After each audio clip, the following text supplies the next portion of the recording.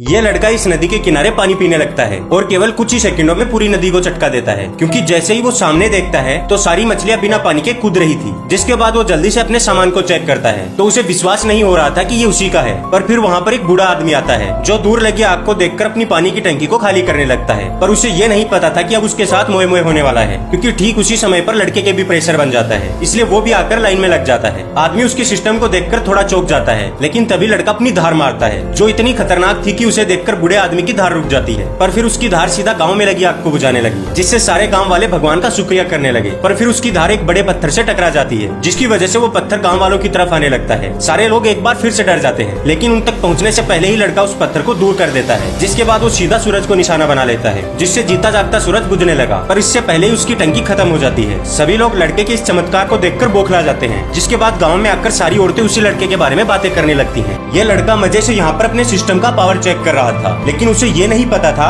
कि उसे ऐसा करते हुए गांव की महिलाएं देख रही थी, क्योंकि वे सारी की सारी उस पर लट्टू हो चुकी थी। लेकिन तभी वो अपनी पूरी पावर लगा देता है, जिससे खिलौना सीधा आसमान की ऊंचाइयों में पहुंच जाता है। पर फिर जैसे ही वो पीछे घूमता है तो उनको लड़के के सिस्टम के दर्शन हो जाते हैं, जिसे देखकर वो एक बार के लिए पागल हो जाती है। जिसके बाद लड़का सीधा अपनी क्रश के घर में घुस जाता है। वहाँ पर जब वो अपनी प्रेमिका की स्लिम बॉडी को देखता है तो वो पूरी तरह से पिघलने लगता है और उसकी इस हरकत की वजह से उसका सिस्टम उफान मारने लगता है। जिसके बाद वो सीधा वहाँ से अपने घर भाग जाता है। जिसके बाद अगले दिन वो गाँव में मिठाइयाँ सेल करने के लिए आता है, पर उसे ये नहीं पता था कि आज उसे बहुत से ऑफर मिलने वाले हैं। थोड़ा और आगे जाते ही उसे 3 और लड़कियां मिलती हैं जो उससे अपनी पिंकी पिटवाना चाहती थी, और लड़का एक बार फिर उन्हें इग्नोर करके आगे चला जाता है। इस बार उसे एक और महिला मिलती है जो उससे मिठाई का रेट पूछती है, और फिर वो मिठाई टेस्ट करने के बहाने लड़के को कुछ और ही टेस्ट कराने लगती है। आज तो लड़के की पूरे गाँव में चांदी ही चांदी थी, क्योंकि जहाँ पर भी वो जा रहा था उसे एक से बढ़कर एक ऑफर मिल रहे थे। इवन बुढ़िया भी पीछे नहीं थी। बट इस गाँव की हर एक महिला की तितली फड़फड़ा रही थी, इसलिए वे लड़के को भाव दे रही थी। पर लड़का उन सभी को इग्नोर कर देता है, लेकिन फिर बुढ़िया लड़के को कंबल में दबोच लेती है। जिसके बाद पीछे से सारी महिलाएं उस पर झपट पड़ती हैं, लेकिन उन्हें ये नहीं पता था कि लड़का बहुत ज्यादा पावरफुल है। वो उन सभी को उठाकर फेंक देता है, जिससे बुढ़िया का फेस गर्मा-गर्म गोबर में टिक जाता है। लेकिन फिर भी वे महिलाएं रुकने के लिए तैयार नहीं थी, और इस बार उनमें से एक महिला उसके घर में घुस जाती है, जहाँ पर जाकर वो लड़के को पूरा एक मटका शराब का पिला देती है। जिसके बाद वो उसे अपने अलग 2 मटके दिखाने लगती है। पर उसे नहीं पता था कि लड़का इतनी आसानी से नहीं पिघलने वाला है। लेकिन वो महिला भी पूरी जिद्दी थी। अंत में फिर लड़के का सब्र टूट ही जाता है। फिर वो सीधा उसे दबोच लेता है और उसकी पिंकी बजाने लगता है। आवाज इतनी तेज थी कि इस चीज की भनक गाँव की सारी महिलाओं को लग जाती है। जिसके बाद गाँव की सारी महिलाएं उसके घर के बाहर पहुंच जाती हैं और उनके बाहर आने का वेट करने लगती हैं। फिर जब वो महिला बाहर आती है तो वो उन्हें अंदर की सारी कहानी बताने लगती है, और इसी बीच उसकी नाक से खून भी बह रहा था। मतलब मामला काफी ज्यादा खतरनाक था। जिसके बाद तो मानो लाइन ही लग जाती है। पर अब इस बात की खबर चारों तरफ पहुंच जाती है, जिससे राजा को पता चल जाता है कि उसके नगर में कोई ऐसा भी लड़का। अब राजा की बेटी भी जिद करने लग जाती है, क्योंकि उसे भी लड़के से अपनी दुग्गी पिटवानी थी। जिसके बाद लड़के को भी स्वयंवर में लाया जाता है। उन सभी को वहाँ पर अपने नूनू का पावर दिखाना था, जिसमें जितना ज्यादा होगा राजकुमारी उसकी हो जाएगी। लड़के के सामने एक बड़ा राक्षस था। सबसे पहले उसके नूनू पर 10 केजी के 2 पत्थर रखे जाते हैं, जिन्हें वो आराम से उठा लेता है। जिसके बाद और 2 पत्थर, और ऐसा करके उसके ऊपर कुल 60 केजी वजन रख दिया जाता है, जिसे वो आसानी से उठा लेता है। लेकिन अब उस लड़के की बारी थी। उसके ऊपर केवल 2 पत्थर रखने पर ही उसकी टांगे कांपने लगती हैं। पर फिर भी और 2 पत्थर रख दिए जाते हैं। लोगों को लगने लगा था कि अब वो आगे नहीं उठा पाएगा, पर राजकुमारी को तो उसी से अपनी दुग्गी पिटवानी थी, इसलिए वो अब लड़के की मदद करने लगती है। लड़का जब उसे देखता है तो उसमें थोड़ा पावर आ जाता है, इसलिए वो एक एक करके पूरे 200 केजी वजन को हैंडल कर लेता है। सभी लोगों ने जब ये देखा तो वो पूरी तरह से पागल हो गए। जिसके बाद राजकुमारी पास में खड़ी दासी के कपड़े फाड़ देती है, जिससे तो मानो लड़के के अंदर सैलाब उमड़ जाता है, और फिर सीधा वो उन सभी पत्थरों को आसमान की ऊंचाइयों में फेंक देता है। जिससे राजा भी जल्दी से लड़के को अपना दामाद घोषित कर देता है, और सारे लोग ये देखकर काफी खुश हो जाते हैं। पार्ट 5। अब पूरे गांव में बहुत बुरी कयामत आ चुकी थी, क्योंकि अब जो कोई भी उन महिलाओं की पिंकी बजाने की कोशिश करता है वो रहस्यमयी तरीके से मारा जाता है। गांव में आए दिन एक नई मौत हो रही थी। सभी लोग इस चीज से बुरी तरह से परेशान हो चुके थे। पर यह भी कम नहीं था कि आगे पता चलता है कि गांव की सारी महिलाएं प्रेग्नेंट हो गई थी। इवन बुढ़िया भी पीछे नहीं थी। उस लड़के ने सभी की पिंकी में अपना अंश छोड़ दिया था। पर फिर गाँव का पुजारी इस चीज का सोल्यूशन बताता है कि अगर लड़के ने गाँव के बाहर मौजूद रहस्यमयी भेड़िए की बजा बजाकर अगर उसे आनंद दिला दिया तो फिर किसी की मौत नहीं होगी। जिसके बाद पूरा गाँव मिलकर लड़के को रहस्यमयी भेड़िए की गुफा के अंदर भेज देते हैं। लड़का वहाँ पर भी कहाँ पीछे रहने वाला था। वो एक बार के लिए तो डर जाता है, पर फिर वो भेड़िए की टाट पकड़कर उसे भी पूरा चरम सुख दिला देता है, और इसकी वजह से पूरे गांव की महिलाओं का श्राप टूट जाता है। फिर हमें कुछ सालों बाद का सीन दिखाया जाता है। पूरे गांव में सभी लोग अब खुशहाल थे, और सबसे तगड़ी बात तो ये थी कि गांव की सारी महिलाओं ने एक ही प्रकार के बच्चों को जन्म दिया था। उन सभी बच्चों के अंदर भी अपने बाप के सारे गुण मौजूद थे, इसलिए वे भी अपने सिस्टम का प्रयोग करके फसलों में पानी देने का काम करते हैं। और वो आदमी भी इन सभी से दूर जा चुका था, इसी नई दुग्गी की तलाश में।